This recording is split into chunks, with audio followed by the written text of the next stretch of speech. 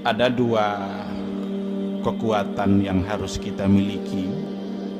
Kalau seandainya dua hal itu kita punya, maka insya Allah kita akan selamat dunia dan akhirat. Dua kekuatan yang saya maksud, yang pertama adalah quwwatul ilmi, dan yang kedua adalah quwwatul iradah.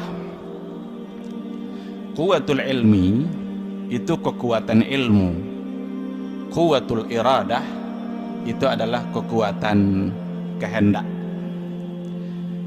Quwwatul ilmi yang berkaitan dengan ilmu ini adalah satu keharusan dan mesti kita punya. Karena kalau seandainya kita tidak memiliki kekuatan ilmu, segala-galanya kita tidak bisa lakukan, segala-galanya akan berjalan lamban atau berjalan tidak sesuai dengan yang diinginkan. Itulah sebabnya agama kita ini sangat menghargai ilmu pengetahuan, sangat menghargai ilmu dan penuntut ilmu. Semua langkah-langkah yang bisa mendapatkan ilmu itu akan dinilai sebagai ibadah oleh agama kita. Dalam sebuah hadis dikatakan oleh Rasulullah sallallahu alaihi wasallam, "Man salaka tariqan yaltamisu fihi ilman, sahalallahu lahu bihi tariqan ilal jannah." Barang siapa yang menempuh satu jalan, tujuannya untuk mendapatkan ilmu, maka Allah akan mudahkan baginya jalan menuju surga. Jadi agama sangat menghargai ilmu dan sangat menghargai penuntut ilmu, karena di situ akan ada satu kekuatan. Kalau kita tidak punya, maka kita akan lemah. Bahkan orang berilmu saja itu lebih diutamakan oleh Rasulullah sallallahu alaihi wasallam daripada ahlul ibadah. Ahlul ilmi itu afdal min ahlul ibadah, karena kalau ibadah itu untuk dirinya saja, tapi kalau ilmu itu untuk dirinya dan orang lain. Afdal. Oleh karena itulah ayat yang pertama turun itu kaitannya adalah dengan ilmu pengetahuan. Kalau tiada ilmu, maka segala tindakan kita akan bisa keliru, atau mungkin kita tidak akan bisa berbuat karena kita tidak punya ilmunya. Ma'asyiral hadirin wal hadirat, sedang jemaah zuhur yang dimuliakan oleh Allah subhanahu wa ta'ala. Oleh karena itu ilmu adalah dan menuntutnya adalah ibadah. Dan ilmu yang kita miliki ini adalah ilmu yang harus selalu, ilmu yang dihargai oleh Islam itu adalah ilmu yang selalu dikaitkan dengan Allah subhanahu wa ta'ala. Maka ayat yang pertama turun itu adalah Iqra bismi rabbikal ladzi khalaq. Dalam Islam tidak ada istilah dikotomi ilmu, ini ilmu umum, ini ilmu agama. Sebenarnya dalam Islam tidak ada.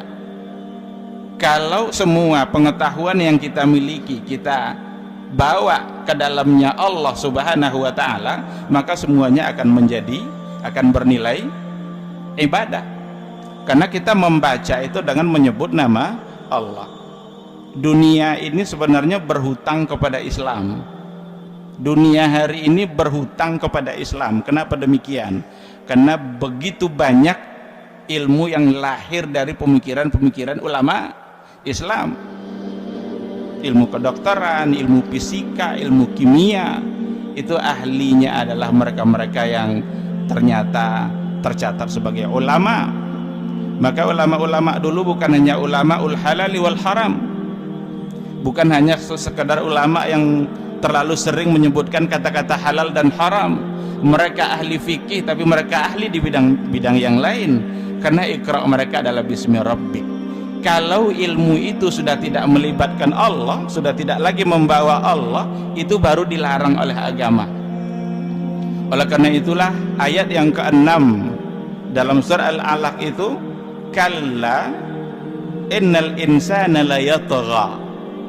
Ketahuilah bahwa sesungguhnya manusia itu yatgha. Yatgha itu melampaui batas, bertindak semaunya saja.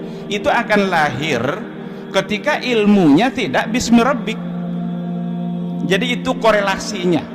Ketika Allah bicara Iqra bismi rabbikal ladzi khalaq, khalaqal insana min 'alaq, Iqra wa rabbukal akram allazi 'allama bil qalam 'allamal insana ma lam ya'lam. Setelah itu Allah langsung katakan kalla innal insana la yatgha.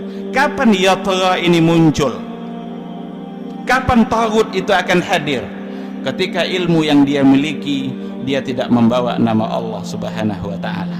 Maka kalau seandainya ilmu tidak bismi rabbik, yang akan lahir adalah kesombongan-kesombongan intelektual. Quwwatul ilmi, kekuatan ilmu yang harus kita miliki sehingga kita bisa berbuat dengan cara yang benar. Kita mulai dari hal-hal yang sederhana. Betapa sulitnya kita untuk meluruskan saf kalau kita nggak punya ilmunya. Ada orang kadang marah dia kalau kita minta luruskan saf, padahal renggang kakinya karena tidak punya ilmu dia. Padahal jelas-jelas Nabi mengatakan ketemukan tumit sama tumit, bahu sama bahu, hadzu bainal manaqibi wal aqdam, istawu wa'tadilu fa inna taswiyata sufufi min tamamis shalah. Kesempurnaan salat kita ada pada saf. Tapi kalau kita tidak punya ilmunya, betapa sulitnya. Maka ketiadaan ilmu akan menggiring kita pada kekeliruan. Kita awali dari yang kecil-kecil. Berapa banyak kita melihat khatib sedang khutbah hari Jumat di atas mimbar, tapi mahasiswa-mahasiswa kita masih saja asik main-main HP, masih aja asik buka-buka WA, padahal khatib sedang berkhutbah.